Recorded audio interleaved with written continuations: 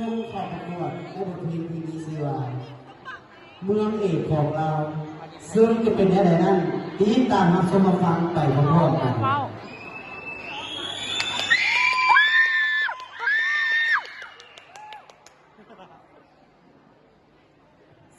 อย่าเนียมหน้ามัน คณะกรรมการควรจ่าและ อย่าเนียม ผู้ทรงคุณค่า